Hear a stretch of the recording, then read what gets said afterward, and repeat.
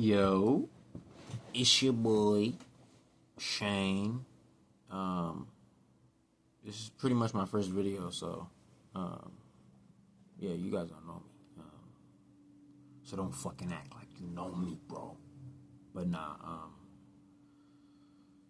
like the title says, I'm just gonna be talking about how I survived 15 years of depression and 6 overdoses from fentanyl.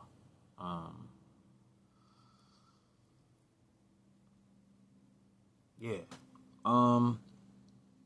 But I guess I should start off by saying like why I'm making this video. I'm making the video hopefully so that, you know what I'm saying, like either just so like one person that's out there, if they're depressed, or somebody's out there that's suicidal, or someone that's out there that's like currently struggling with, like, you know, any type of substances or like alcohol, whatever it is. You know, this video is for that person. And yeah, another reason why I'm making the video is because I kind of like, I guess I kind of like recently had the realization that, like, you know, when I was in the middle of my depression and like I was in the middle of my addiction and shit, I went to rehab 7 times. You know what I'm saying? I'm about to be 3 years sober. So, you know what I'm saying? Finally, I'm like out of the fucking, you know what I'm saying, in the clear or whatever. I know life is, you know, there's still a lot of life ahead of me, but, you know, based in my life and my experience, I'm like finally out. This is the longest I've ever been sober. So, and the longest I've ever been like not depressed. So yeah, like like I was saying, the reason I'm making this video also is because like I realized, like, when I was going through my shit and I was like going in and out of rehabs and shit like that, I had a problem like getting help from people who I felt like just didn't understand me, you feel me, and understand my pain, like, and I'm pretty sure like a hell of people and a lot of people could probably relate to that. It's like, you know, when you go into I'm gonna just speak from my experience. You know, when you go into a rehab or when you go into a school or anywhere, like, and you feel like there's usually 2 type of teachers in there and 2 type of staff members. There's gonna be like the type of staff that's like clean cut. You feel me? They got the suit on, and they went to college and they got there because of, you know what I'm saying, they worked their way there. And there's people who are there who like kind of been through it, and, you know, that's not like to say that somebody who, you know, who hasn't been through shit can't teach you something, but it's just like that's the way I was thinking when I was going through my you know, in the middle of my addiction and whatnot. Like, if I felt like you didn't look like you were in pain or you didn't experience pain, like I really didn't want to hear nothing you had to say. And even if it was like some fucking you know, like if it was the truth, like if it was like some psychological real facts, like how to get better kind of thing, I just didn't want to hear it from somebody, I guess, who I didn't feel like didn't understand my pain or whatever. So yeah, I say that to say, like, I'm aware of the way I look, you feel me? Like, I have face tattoos, and, you know what I'm saying, I am a person who has been through pain, like, and yeah, I just feel like if, and you know what I'm saying, somebody might be able to like take some information and, like, you know what I'm saying, get a little bit of help from me versus somebody who they feel like, you know what I'm saying, is clean cut or whatever. Yeah, I guess I should start by saying, like, you know, where I'm at now, you feel me? Like, and then go back. Right now, like, I would say, like, I'm just happy in life. Like, I can honestly say, like, yeah, I can honestly say I'm happy, bro. Like, I've been happy for a while, and I fought so hard to get here, bro. Like, it took a long time to get here. And yeah, like as you can see behind me and shit, I got like my collection, some figures over here. Like this is my apartment. You know what I'm saying? I got my own apartment. I got a job. I work at Amazon doing deliveries. I've been working there for going on 9 months now. You know, I've been working consistently for like 3 years since I got sober, and I got 2 kids, and they're both healthy and happy. One is 4, one is 1, and yeah, I got my own job. You know what I'm saying? And I'm not with the mother of my child, but you know what I'm saying, we're currently working things out, and you know, I got a roommate with my brother, and yeah, this life is just like, it's just honestly like okay, you feel me? Like it's better than what it was.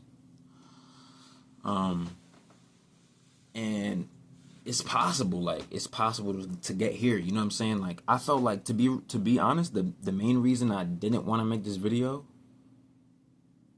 like literally yesterday and today, the reason I didn't want to make this video is because I felt like I just wasn't at a place like to make a video like this. Like I'm not even rich yet, you know what I'm saying? Like I don't even got a car. Like I don't have a car. That's another thing. I don't have a car, you know, like so that's me like getting in my head like I'm not even in a position to tell anybody anything, but that's not true. You know what I'm saying?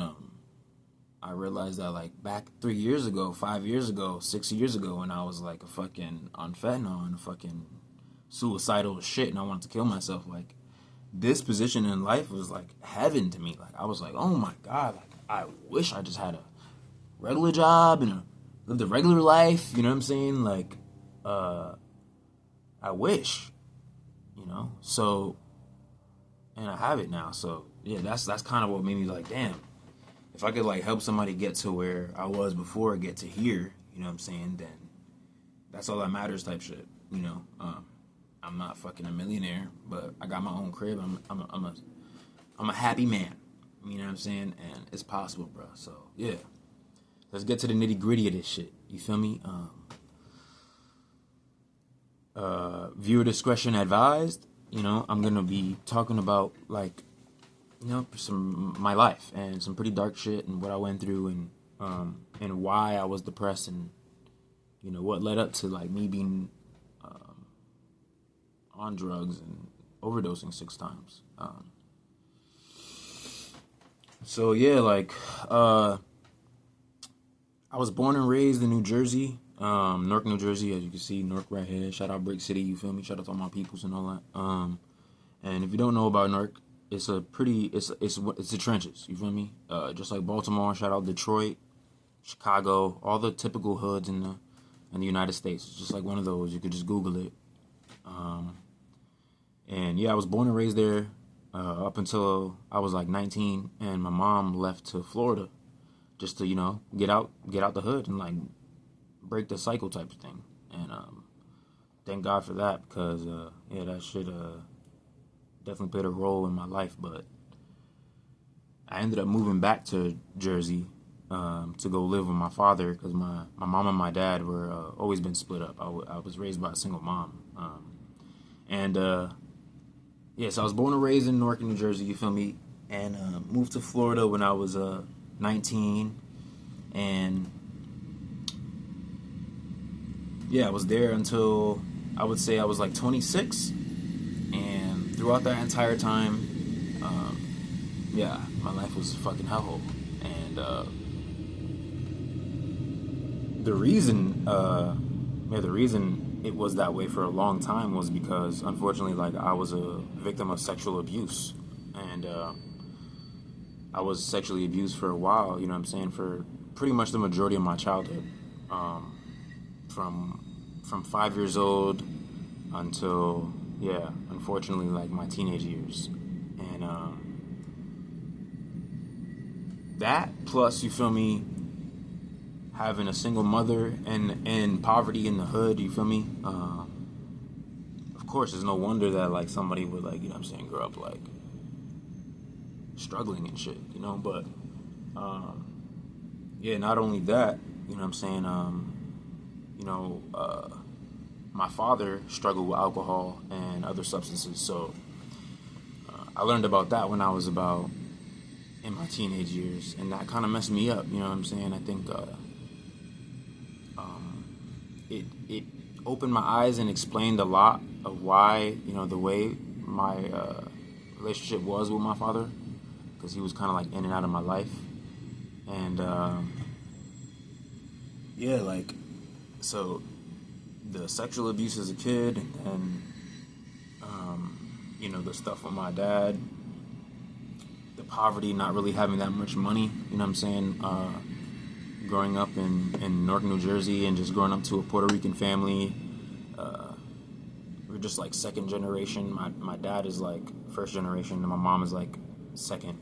So I'm third generation. So it's just like, you know what I'm saying? We're just now learning and being able to build a life what is a regular life, you know what I'm saying? America type thing. Yeah, so like those were like pretty much the main fuels to like my depression. And yeah, I went through pretty much like school, and it pretty much like ruined my whole school history. Like, I started like acting out and shit. I would say like in third grade, bro. Like, yeah, I started acting out and just being kind of like a bully, really, and just like bothering kids and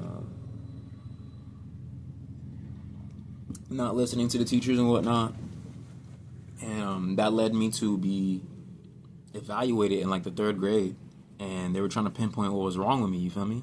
And I wasn't ever verbal about what happened to me and what was going on, so like they just summed it up to like, oh, this kid has ADHD, so that was the diagnosis. I got diagnosed with ADHD, and they offered my mom to give me medication, and thankfully she didn't, but I ended up getting sent to a alternative school, which they told me at the time was going to be an art school, right? They're like, this is you're going to go to an art school, because I was into art and drawing and shit. And they were like, you're going to go to an art school. I was like, bet.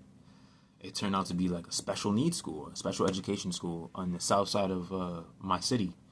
And yeah, that was like when shit kind of like really started turning bad in my school history, because you got to think at that time I just thought like, oh shit, I guess something's wrong with me. And I'm not smart. I'm not normal type of thing. So, yeah, fast forward up until like, my teenage years, I started, like a regular kid should, like, not should, you hear me? As a regular kid would, I started experimenting with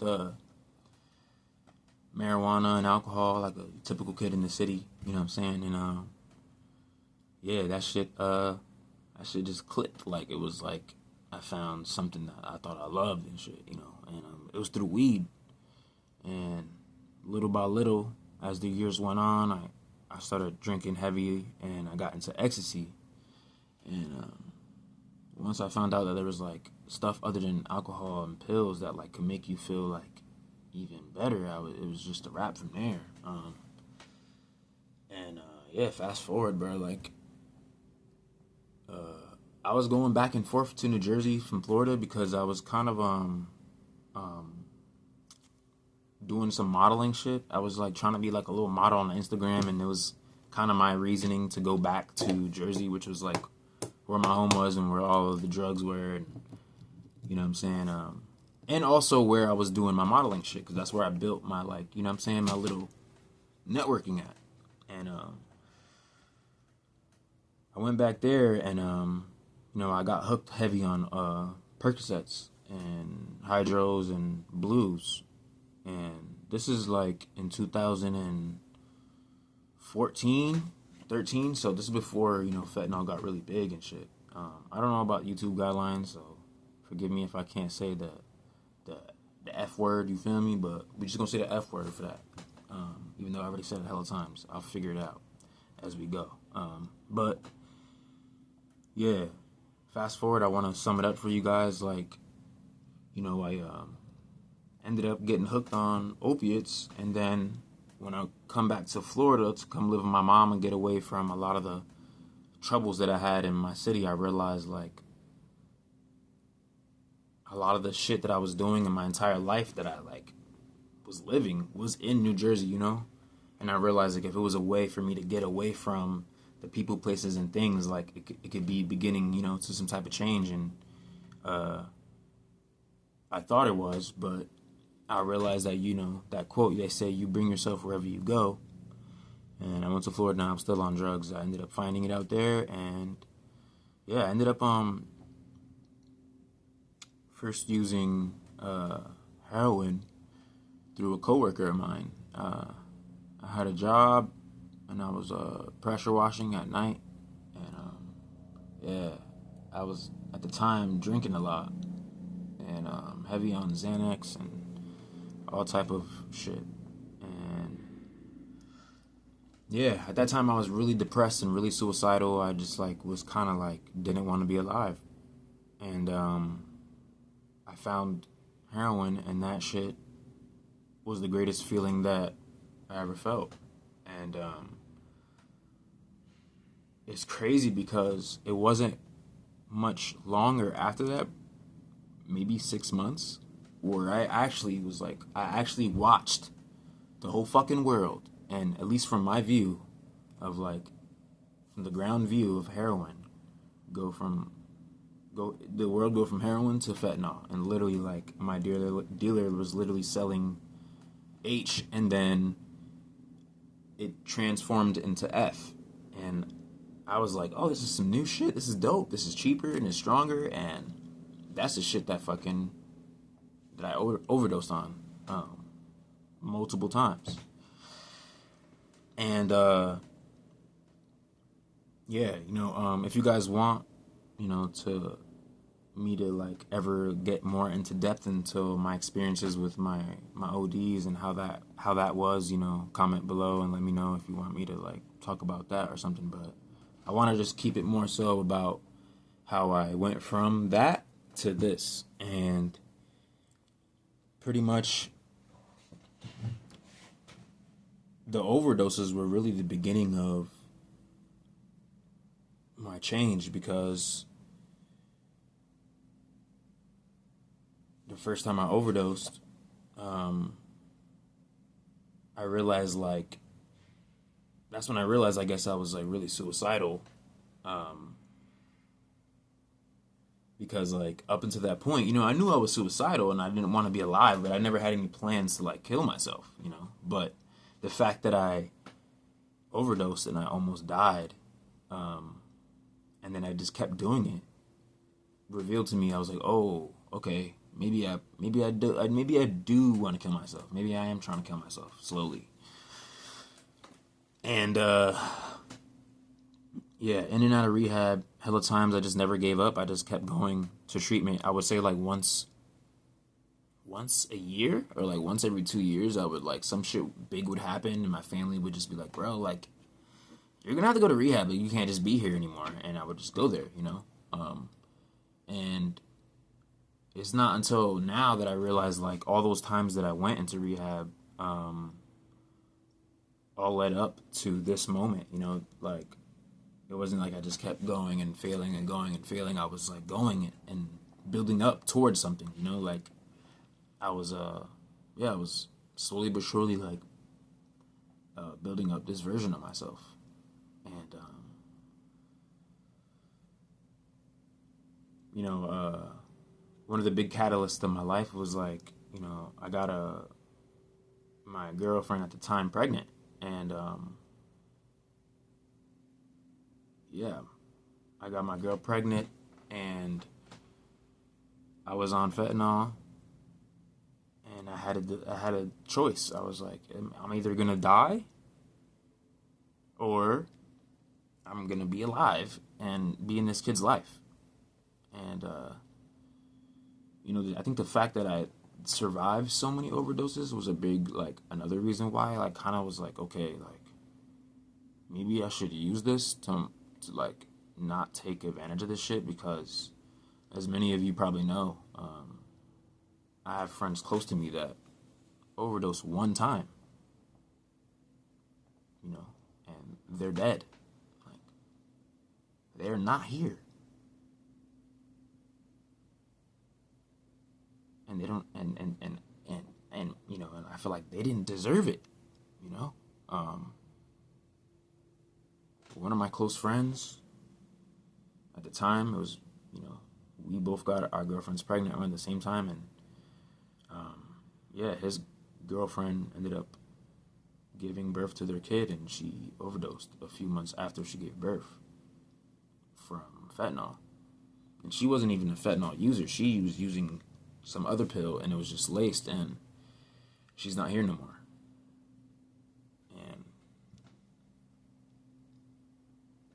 And I was a fentanyl user, and I'm here, you know? So a big part of me was like, I just felt guilty, like, how the fuck am I still here? Why the fuck am I still here? You know? And that shit just kind of led me on a journey to, like, asking the universe, like, in the world, like, why the fuck am I really here still? You know, and I realized that throughout my whole life, there was a little tiny light deep, deep, deep, deep, deep down inside of me. In the midst of all my pain, no matter all the shit that I went through, there was a little light inside of me that, like, wanted to be alive, like, and it wanted to be happy, and it wanted to, like, just be happy, but it was so tiny, and I didn't recognize it. And I think, you know, after overdosing so many times, I felt like that little tiny light inside of me, like, was what kept me alive. And I realized that this whole time, like, I wanted to be happy, and, like, I didn't want to be depressed, you know? If that makes any sense.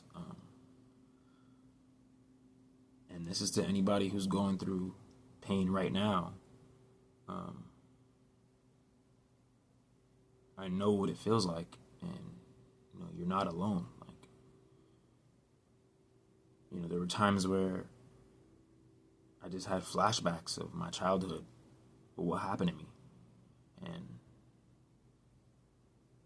just this overwhelming sense of, like, just pain and utter suffering just took over my entire soul.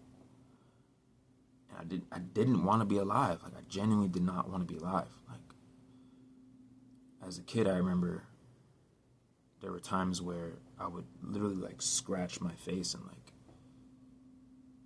scrape my face with my nails, like, out of straight pain, and crying and screaming in my room alone. And I say that to say, like, that I know what it's like. And, you know, if you're watching this, and if you're going through pain, just know that you're not alone. Genuinely. People are out here who are going through pain too, and they found their way out. And it might be hard to see it when you're in the middle of the pain, but just know that you do have the power to change your life deep, deep, deep, deep down inside of you. And those moments where you're distracted and you're watching your anime, or you're playing your video game, or you're doing something that you enjoy just for a few seconds, whether even it's drugs, that little bit of happiness is it. That little bit of joy, or that little bit of escape from your depression, that is the light. And that light can be spread out through your entire day. So happiness does exist in life. And it may be tiny, and it may be little in comparison to the pain that we have, or you have right now, but it does exist. And once you learn that, bro, you just gotta keep tugging on that shit. And I don't know if this is making any sense to anybody, but I hope it does. And if anything I said helped anybody, or if there's anything that I said, you know, in terms of my abuse as a child, or something that I struggle with in my addiction that you guys feel that, you know, you would like to learn more about, I'm just now getting to this point in my life where I realize, like, you know, I'm happy, and I just want to, like, give this happiness away and, like, help the people that were like me. You know, I just want to help people like me. And if I could just even give you, like, you know what I'm saying, you can just comment down below. And if you want to chat, or literally, like, I'll even talk to you, like, you know, because I don't have a lot of viewers. This is, you know, my first video. So, yeah, if anything in this video helped you, yeah, like, and just, yeah, reach out, and just know that the light does exist and happiness does exist even in the midst of the pain, bro. Don't give up.